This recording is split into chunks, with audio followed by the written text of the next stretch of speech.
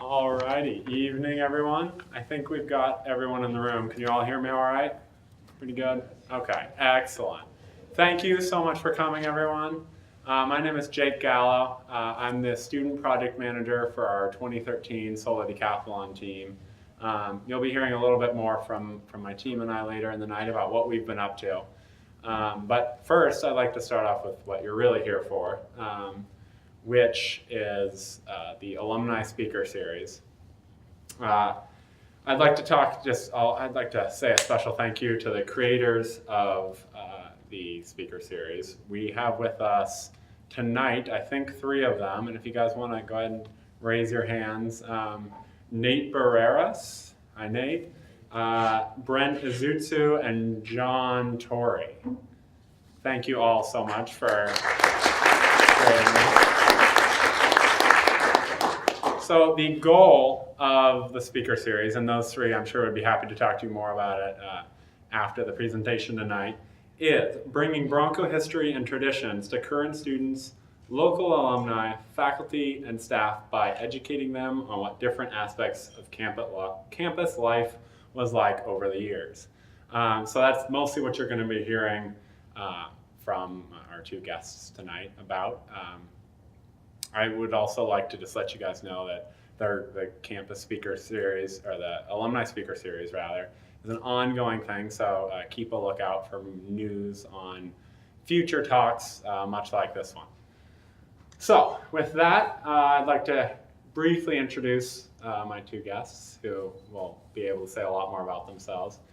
We have with us tonight Daniel Wozniak, who is a alum. When were you an alum? From class of 2010. 2009. 2009, forgive me. My sheet is, oh no, I've got pre, sorry guys.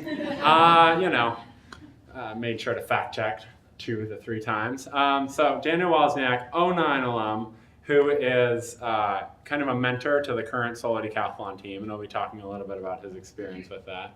And then Preet, who's an alum from the 2010 and was an actual member of the 2009 Solo Decathlon team. He was the esteemed public relations director of the team who brought in all the money to make that go. So thank you guys so much for coming. With that, I'd like to talk to you a little bit about things. Maybe we can start off with Preet, and if you just want to talk generally about what it was like as a member of the 2013 Solo or 2009 Solo Decathlon team, and you can get. I'll ask later about how it shaped what you're doing now. But what was that like, being here and a student and contributing to that project? It was awesome. How well can you guys hear me? Pretty well. It was a great time. I think 2009 was special for me because the 2007 team had done something amazing. They put Santa Clara on the map for the Solo Decathlon. I mean, it was a Cinderella story that was just beyond belief for so many people. The 2009 team, we had something to prove that wasn't a fluke, and we had to take the school forward even further. So there was actually a lot of pressure on us that, there was this expectation to live up to, but there was also something that we're Silicon Valley. We're the team from California. We're the only undergraduate team. And we had to do something distinct and something unique. So it was really fun, and we were really lucky to have the alumni from 2007 around to really guide us with, hey, on your deliverables, on your first set, don't worry about that sort of stuff, because Solo Decathlon is basically a full-time job when you're one of the really kind of core key leaders of it. And with that, when you're doing that and you're also taking physics classes or engineering classes, something's going to give somewhere, and often that ends up being sleep. So it was really tough, but it was so rewarding because of the people around us, and also because we had great mentors who would look out for us and say, okay, here's where you need to focus, here's where you can pull back, because otherwise we're just, we didn't have experience. Solo Decathlon became our experience in life, and so we were just blindly attacking things. So it was great, but it was also pretty stressful at times too. Sounds a lot like the current adventure that we're on. And I'm sure everyone in the audience has seen that you guys, clearly did raise the bar in '09 and did move things forward, as you said. What about you, Dan? I know you weren't on the team when you were attended school here, but you were certainly around when '07 was competing. Must have some sense of, I've talked to friends of yours, engineering grads, from that period. What was it like just being a student at the school during those times? So I was a business major, and that makes me jealous because I'm not allowed to participate in the solar decathlon, right? I mean, you have to be engineering. No, we actually welcome. We have probably 100+ business students. But back in '07, you're right. It was like the '07 team was 8 people. So we've grown some since then. Yeah. So I remember seeing the project and walking through campus and seeing it go up, and it was all kind of new. I wasn't too familiar with everything, and as you said, there's only 8 people that are doing it. So I think more towards the end, you always see this construction, and then when you finally see it form, and the importance of it, and it starts looking like a real house, you realize what they just made, and then competing and actually taking place. 3rd place was it? Mm-hmm. I mean that's huge, and for Santa Clara to be chosen to do it and to compete so well against the other schools and build a solar house that it now is sitting on campus, and they moved it with the crane and everything. Everybody walks by it. We have meetings in it, and it's still up, and I think that's pretty amazing. And that's kind of why when this new project came along and I got the opportunity to be involved, it was because I walked by that one, I saw it going up and everything, and you walk by and you think, man, I kind of want to be involved in that, and so this is my opportunity to be involved and help out. And thank you for it. You've been very helpful to us on the latest go at it. So maybe something a little bit more general for you guys. School traditions, whether it be strictly the school itself and its long and storied history, or an extracurricular tradition that you're particularly fond of. Did either of you have any school traditions that you guys loved? Okay, so if you include extracurriculars, it opens up. Yeah, well, it certainly does. You gotta keep it, suitable for all audiences, but extracurriculars are fair game. So there's one school-sanctioned tradition I really enjoyed, and that was the RLCs in the dorms. I don't know how much you guys know about this. RLCs stand for Residential Learning Communities. So each dorm kind of has its own unique flavor of the sort of events that they'll put on. And I stayed in Casa Italiana, which was the Da Vinci RLC. So I really enjoyed that because I'd go all sorts of events. I really knew the people around us, and it had a scientific bent to it. So that was a big part of my campus experience. But other ones were, I really enjoyed the skateboards around campus because it's what inspired me to get a skateboard, and I still have used that when commuting around downtown San Francisco. So that was one thing I really enjoyed from campus. Fair. Daniel? Well, so when I was here, I rode crew for a little bit, and you have to wake up at 5 a.m., and that's a nice tradition, but Is that what they say? Road crew? Yeah. You, rode the canoe? Okay. Yeah. Interesting. In Lexington. That was fun. That's something that you do with other people. I wanted to be a part of a team before I graduated from college. And that was, so I spent a lot of time doing that. And, I kind of like all the events that they host, all the vintage and the Golden Circle and those things, because I get to connect with students and friends that I went to school with. So I think more now, when I was in school, you see everybody in class and, you do these activities. But I think now when I come back, I really look forward to all the events because I get to, the alumni I'm friends with a lot of them, to this day, I just spend a lot of time with everybody. And, we created Bronco Builders, which is Santa Clara University graduates in construction.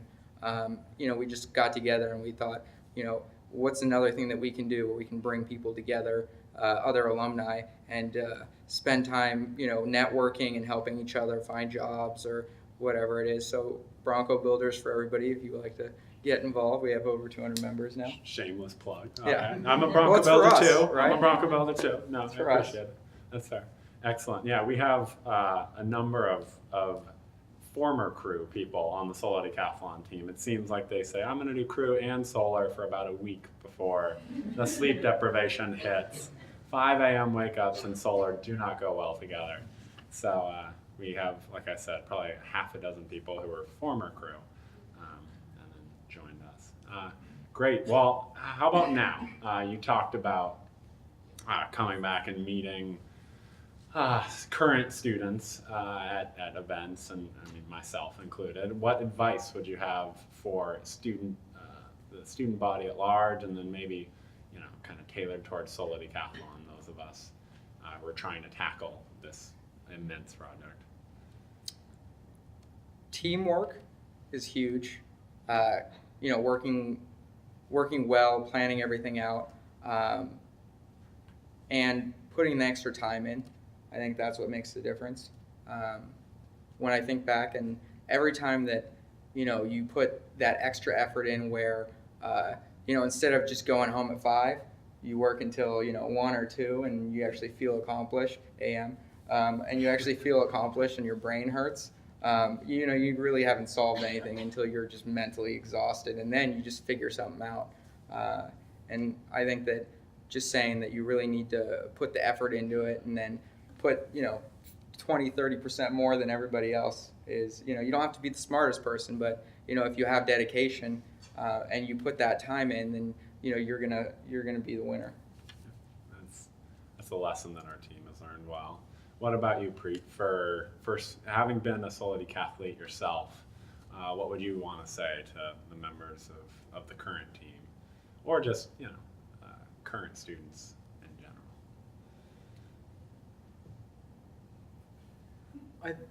I think what I would suggest is, the first thing is just be super thankful. I think that Santa Clara altogether and the faculty around you put a lot of investment into making you as a student successful, and you get really a unique experience, and it's amazing. Spending a month in DC, getting interviewed by Popular Mechanics and CNN, and you feel like a rock star. A rock star has put in a lot of effort, but that's because of the work of people around you, like Dr. Height and Papa Reeds over there. They're the ones that help you make it happen. So being thankful, I think, is a big piece. But then I think another piece that's also really important is have a plan for after solar decathlon, because it's a 2-year commitment, which is a bigger horizon than most college students think about. And suddenly, when it's over, there's like this void in your life. And at first, you're like, wow, I'm going to meet friends I haven't seen in 2 years. This is great. Who knew you lived next door? But on top of that is, you've just had a very unique experience. What are you going to use that to take you on to next? And having some idea of what that is, I think, is really important. And honestly, I would say that was a misstep we might have had in 2009, and maybe a misstep we even had in 2007, is that in terms of college students coming out of school, we probably had the most clean tech, energy experience out of almost anyone in the country. But the amount of us that were going to cutting edge energy institutions around the world was actually pretty small. And I think that's an opportunity that we should be taking advantage of. This is where we put Santa Clara on the map. As students, this is where you need to put yourselves on the map too, for the benefit of yourselves and for the benefit of the school. Thank you so much for being here, Preet. I'm not done yet, but I just wanted to thank you before anything else, because we really appreciate it.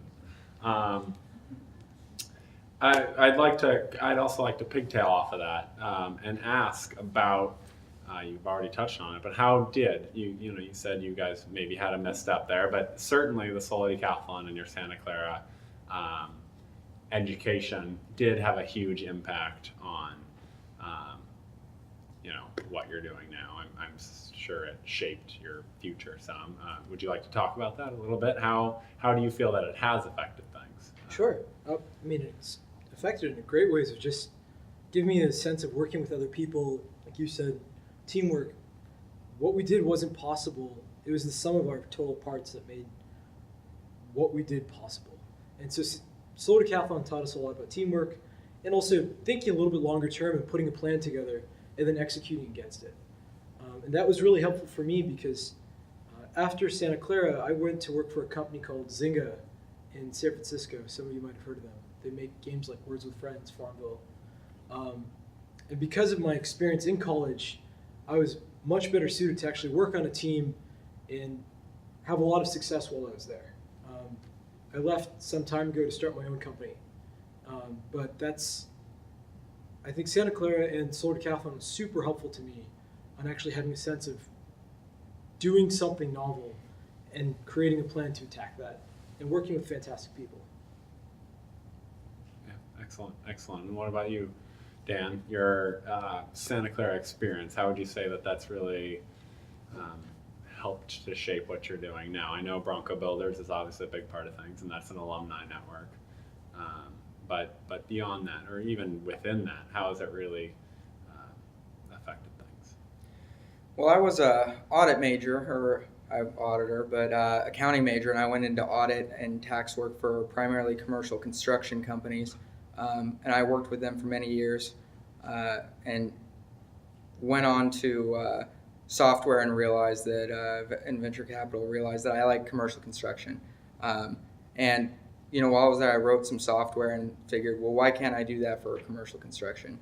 So, I came back, and my main thing is collaboration, helping companies collaborate and work together.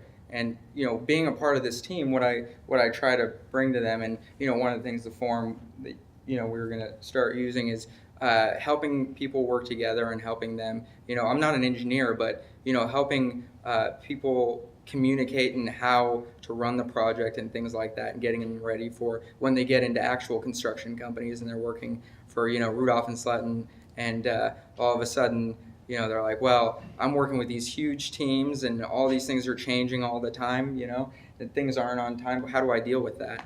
And I kind of try to bring that aspect to thinking about these things ahead of time. And I think that while I was in Santa Clara and learning all these things and reading all these books and these management books, they tell you how to run things perfectly, right? And it's like everything runs so great in these books, and it's like you get into the real world and it's like nothing runs like that, And you use all these, you guys are using softwares and things that a lot of construction companies don't even have, and they're huge, and a lot of people don't use it.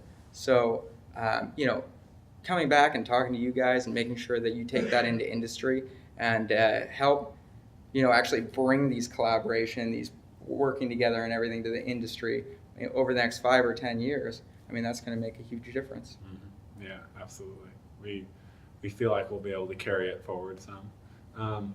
Well, great, thank you. That's what I have. I'd like to go ahead and open it up to the audience at this point. If I'm sure that they have plenty of questions for you guys.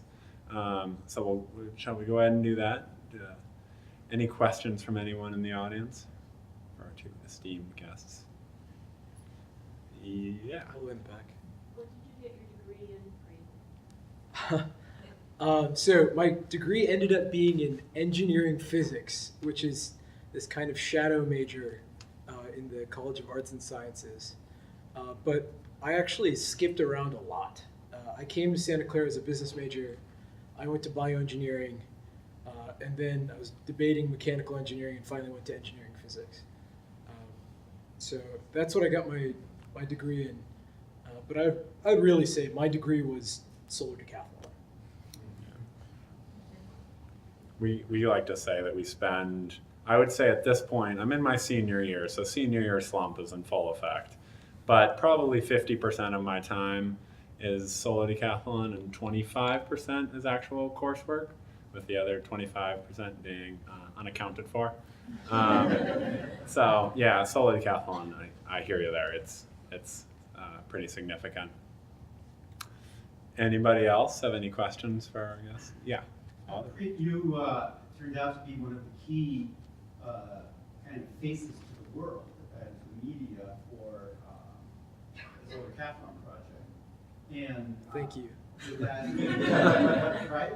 Did that kind of, you were always on camera. You said you were a rock star. And that's what you really were. But your major is not in communication and rock starness. How did that happen? Were you surprised by that? That here you are, engineering physics, and now all of a sudden you're in front of cameras and you're giving spiels and talks and writing and all of the great things that you did do so well. I think in Solar Decathlon, we just stepped up. We stepped up to the plate that where there was an opportunity, we did what we needed to do. I mean, I was also responsible for, our water systems in the house. And that was actually my principal responsibility.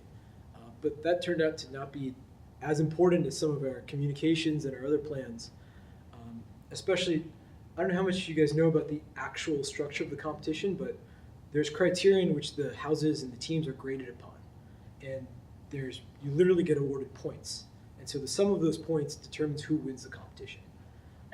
So engineering is one category, of which water might be a subset, versus communications is a completely distinct category. And so myself with two other people, Katie Mardula and Allison Kopf, spent a lot of time on our communications work. And that was just something I kind of fell into, Papa Reeds, because we needed the help, and I was able to help. And then in terms of talking to people, I guess people just kept listening, so I kept trying. Got pretty good at it over the years, or Cool. over the thousands of interviews that you've certainly done. Quick question, how many people here are alumni? Okay, if you're an alumni, raise your hand. Okay, there's a lot of alumni. If you're a student, raise your hand. And faculty? All right, Yeah. good representation. Okay, so it's really cool to see a lot of alumni come to this too. I thought those were going to be mostly students, but that's great. Yeah, for the students, so one thing, in case you don't know, they always share with us what the questions are going to be ahead of time.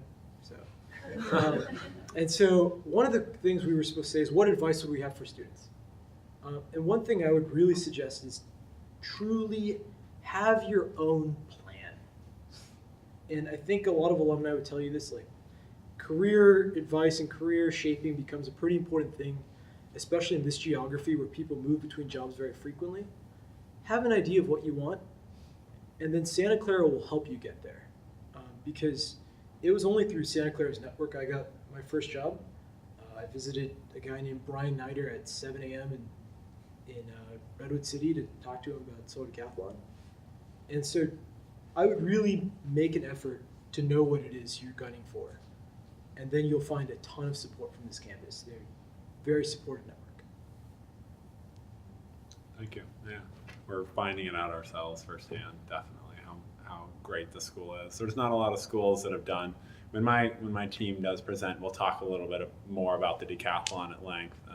Apologize to leave you hanging on the details, but there's not a lot of schools out there.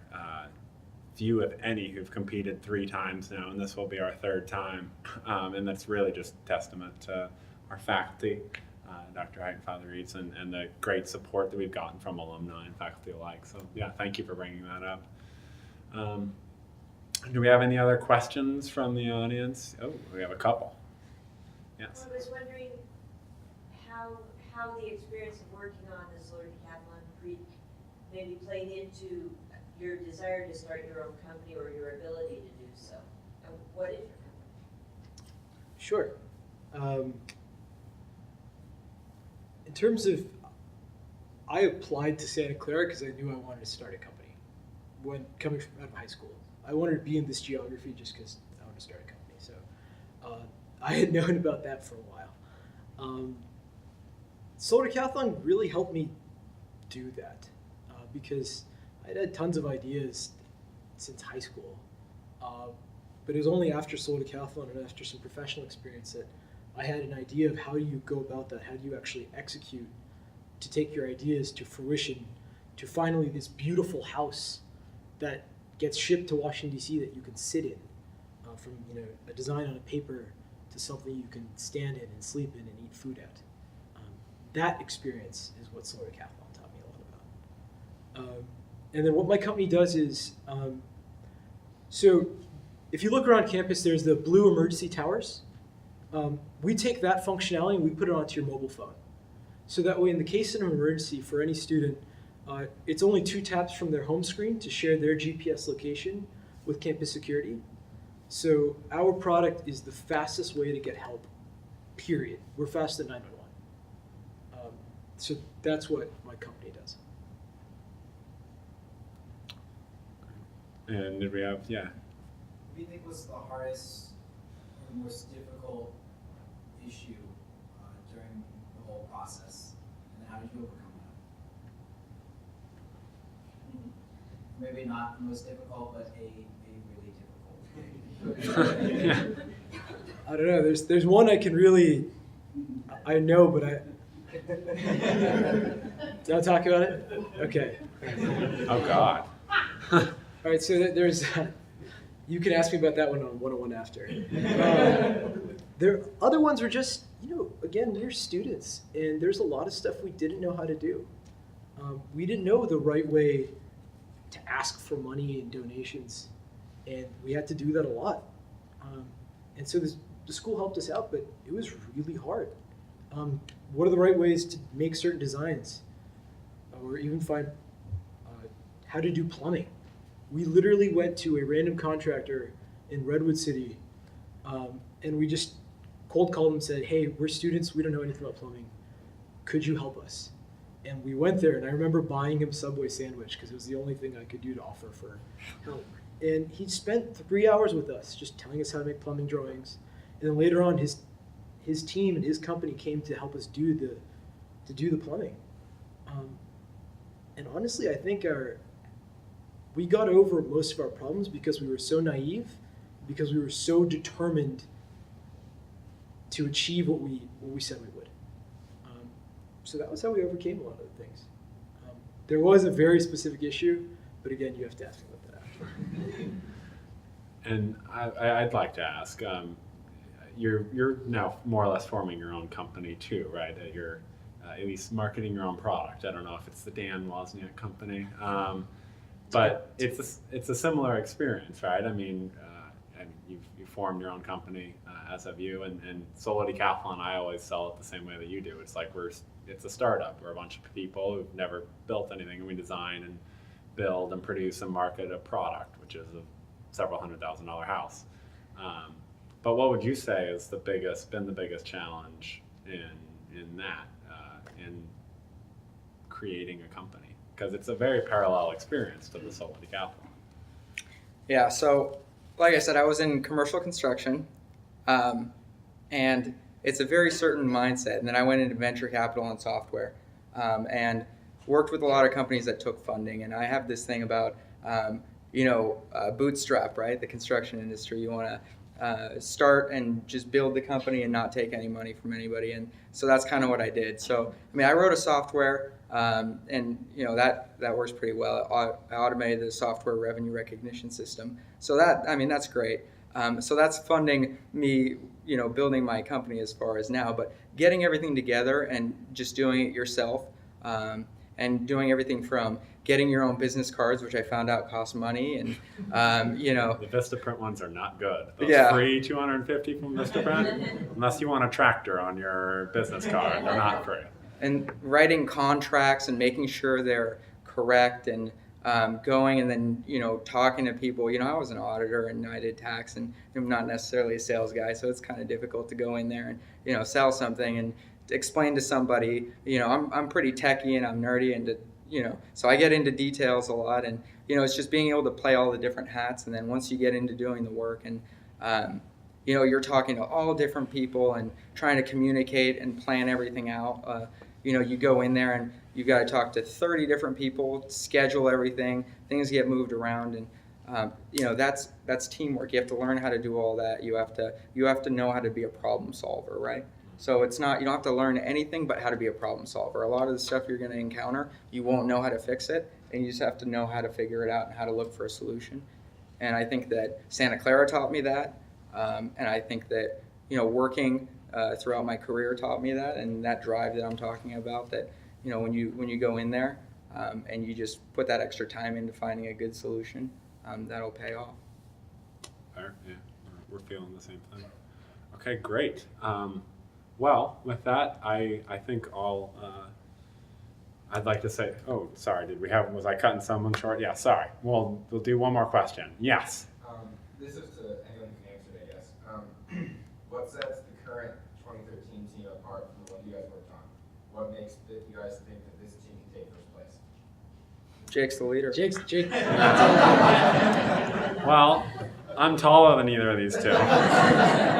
That's the starting point of our success. From there, we just kind of, we've really built ourselves off of the experiences of the teams that these two kind of saw and firsthand when they were students here.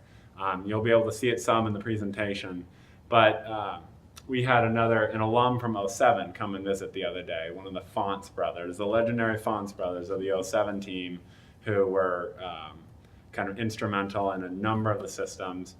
And he came to visit us on a Saturday, which are our work days, and we had the DC, or the design center, kind of the engineering or solar decathlon hive mind. We had probably about 30 or 40 of our team members in there on a Saturday morning at like 11 a.m. before most college students really want to be up and out of bed. And he was shocked. And that was more people than they had ever had on the 07 team. And that's a direct result of the success that they've had in 07 and 09. I mean, the publicity, both worldwide and here on campus, has grown so much as a result of what has been done before us. Our ability to succeed has grown because of what's been done before us. And people, I mean, particularly with 09, which you guys all know the redwood structure right out there by the parking garage. I'm sure everyone's familiar with it. It's a gorgeous house, and people want to be a part of that. So we get, I don't want to say we get bigger and brighter talent than anyone on 09, but we get more people to choose from, more people willing to lend a hand. And so, we're able to stand on tall shoulders and kind of really, really push things. I might be speaking a little prematurely here. We haven't even built a damn thing yet. So that's the dream anyways. That's what we're striving towards. But ask us again in 6 months and we'll see how we did. Great. Okay. I apologize for cutting you guys off there. With that, I'd just like to say thank you guys so much for being here. I know you guys will both be around after the reception to field questions. I know people are going to want to hear about your big problem, and I think I know what it is. Might it be the cough architect engineer tension, perhaps? It's an age-old tension, so it's not anything that people won't be too familiar with. But thank you again, guys, for coming. And we'll be talking to you after the remainder of the speech. Thank you.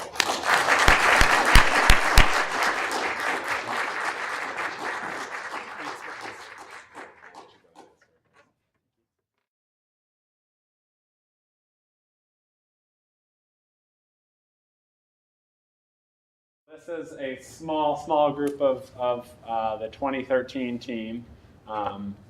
As you guys have already said, my name is Jake Allen. I'm the project manager for the team. I'll let you guys introduce yourself. Hi everybody, thank you all for being here. My name is Nicole Powell and I'm the assistant project manager for 2013. Hi everyone, I'm Jay Debashi and I'm the fundraising director for 2013. And I'm Brian Grau and I'm in charge of public relations. I'm striving to be what Preet is and what he did. It's my goal. It's my goal. Great. So again, like Nicole said, thank you so much for staying with us tonight.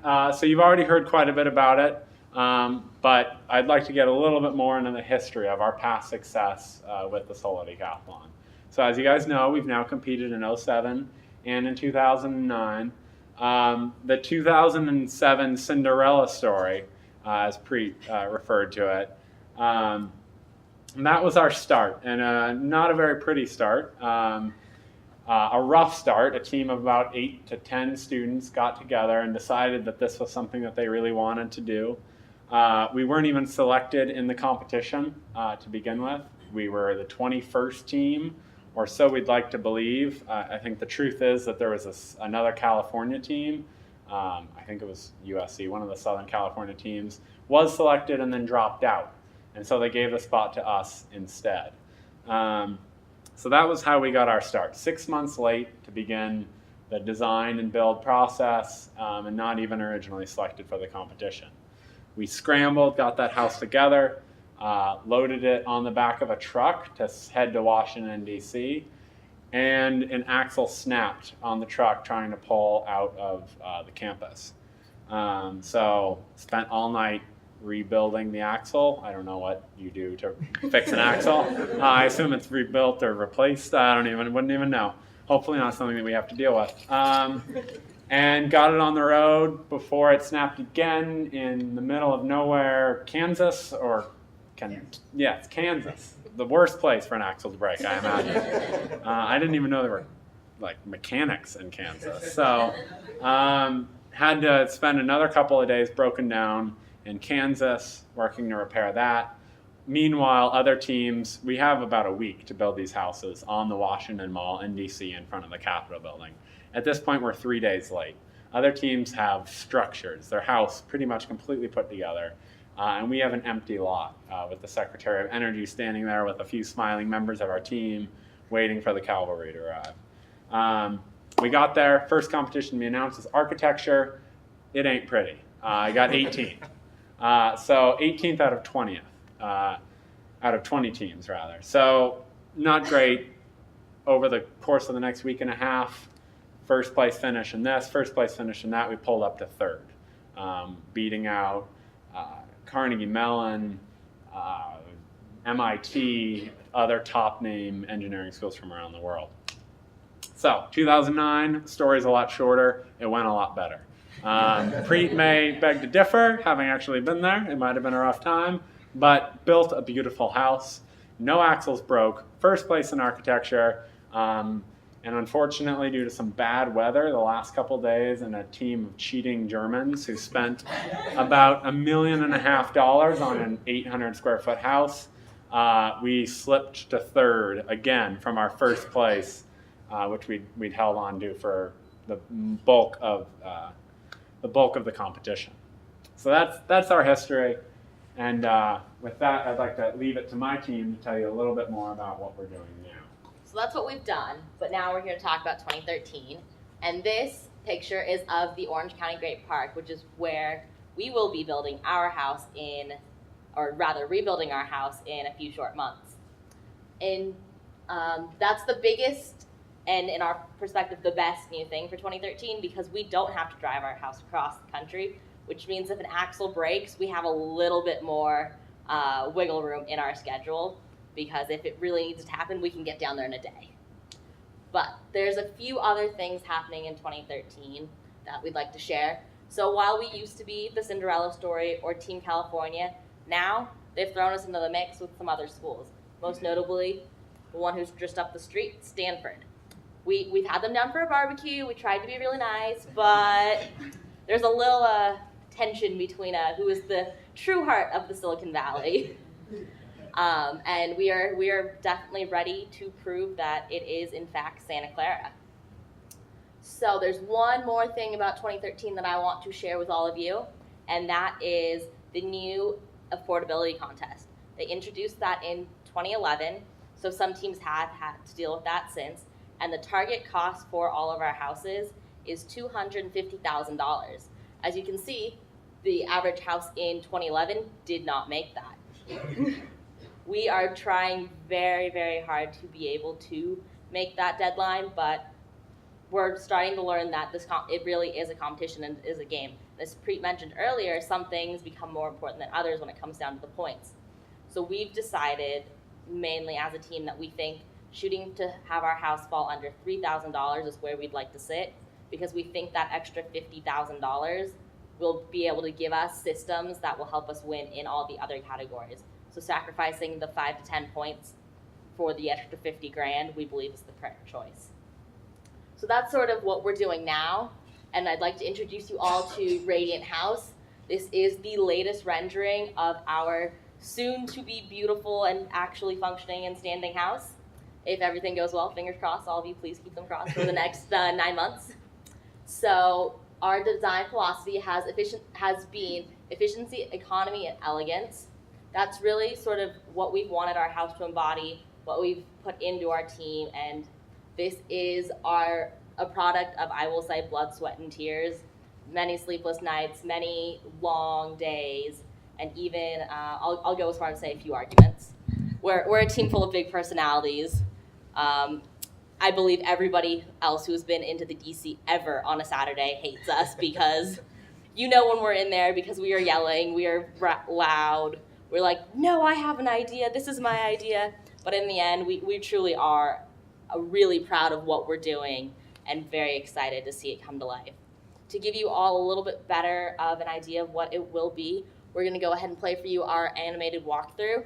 Mind you, this was turned into the Department of Energy in December, so there has been some tweaks and changes and growing since then. Our project is constantly changing. If you talk to somebody 2 days ago, what is now happening is something totally different. So it's a very fast-paced turnover, so I'll go ahead and let you all watch. Santa Clara University would like to introduce you to our Radiant House. Radiant House is a 1,000 square foot net zero energy house that blends together the 3 E's of our design philosophy: economy, efficiency, and elegance. There are 3 modules that integrate seamlessly to maximize the interior space. The 2 public modules contain the dining room, kitchen, and living room. The private module contains the bedroom, bathroom, and laundry area. Expanding on our past successes using bamboo for structural components in our solar decathlon houses, Radiant House's entire structure is made from bamboo. Since bamboo is a grass, it grows much faster than traditional lumber materials, making it more sustainable. The modules of the house expand outward on the north side, welcoming you into our home. As you approach the house from Decathlon Way, the first thing to catch your eye will be the front deck and carport with a charging station for an electric vehicle. All the rooms of the house open to this deck, which functions as a natural gathering spot. As you enter the front door, you are invited into a transitional space that links the dining room, kitchen, and living room. The open space allows you to entertain a large number of people in a comfortable manner. The dining room table can be expanded to accommodate 12 people. Between the dining room and the living room is our kitchen. With an open and maneuverable layout, it is fully equipped with a stainless steel oven, dishwasher, double sink, and refrigerator. The bamboo cabinets on all sides provide ample room for storage, and the vast countertops provide plenty of space to prepare and serve meals.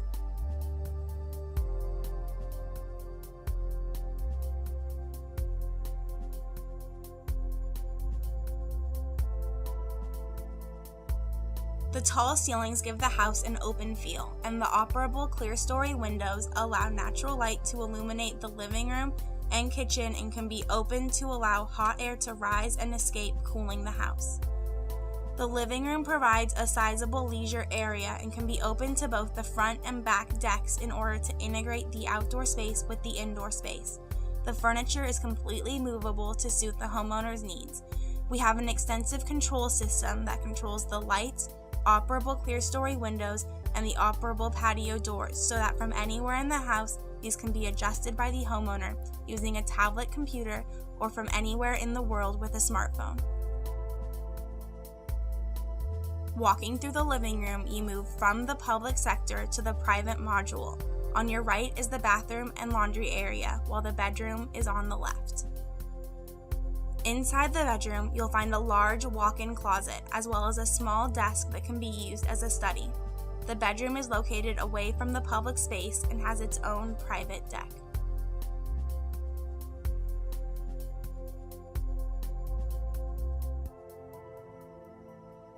Radiant House, showing that the solar lifestyle is affordable, appealing, and accessible to everyone. So, our team, like Jake touched on earlier, thanks to the previous success of the Solar Decathlon, our team is a little bit larger than the previous teams. So we have around 400 students who have contributed in some way at some point, even if that's just showing up to a meeting and giving some design input. We have about 100 students who are committed to work on the project, and of that, there's a core group of about 40 students who have been working for the past year and a half on this project. We have put in a lot of effort to get other majors involved. It's not just an engineering project anymore. We have 4 university classes dedicated to this project, or we had 4 university classes dedicated to this project, 2 of which were marketing classes that were focused solely on developing our communications and marketing plans for the competition. We've also been working with 2 groups of architecture consultants. Artique is a architecture studio located in San Jose that does a lot of design and artwork for local schools in the area. And we've been working with some students from the University of San Francisco, and they've been assisting us with both the design of the interior of the house and the exterior landscaping. Next. So, like Preet touched on, this project offers a lot of benefits to our students outside of just, a nice thing to put on a resume. A lot of students gain life skills from this project. They gain connections that they use to get jobs after Santa Clara. Here are 3 examples of companies where students who are solar decathletes have ended up after they finish their work with the project. So this project offers a lot of local benefits, not just to students, but to the community at large around Santa Clara. So as you can see, $1.1 million in unpaid advertising for both the university and our sponsors. So that's everything from mentions in places like Popular Mechanics, to blog posts, to tweets, to Facebook posts. Santa Clara saw a huge increase in applications from the from the Solar Decathlon. It really helps our students prepare themselves to enter the workforce and become multifaceted engineers. Along with that, we also do a lot of outreach. We're blessed to be here at Santa Clara, and we want to give back to the community. And one way we've been doing that is with Habitat for Humanity. It's like a twofold. We're working with them and helping the local community, but we're also gaining construction experience. And since we actually have to build this house in a couple of months here. So that's one partnership that has worked out very well for us. And then also just educating the general schools and trying to get people interested in engineering, specifically in renewable energies and sustainable products and different things like that. We have tours of the 2009 house on a regular basis. Once every week, there's a group that wants the house open for a tour to educate some local school group, professional groups. We've had people from other countries come visit the house. It's having the houses here on campus is it's a place where we can teach other people about what we're doing. So we are starting construction soon. Our groundbreaking is on April 25th, 2013. If you want to mark your calendars now, we'll be sending out a lot more information about that. You guys are all welcome to come.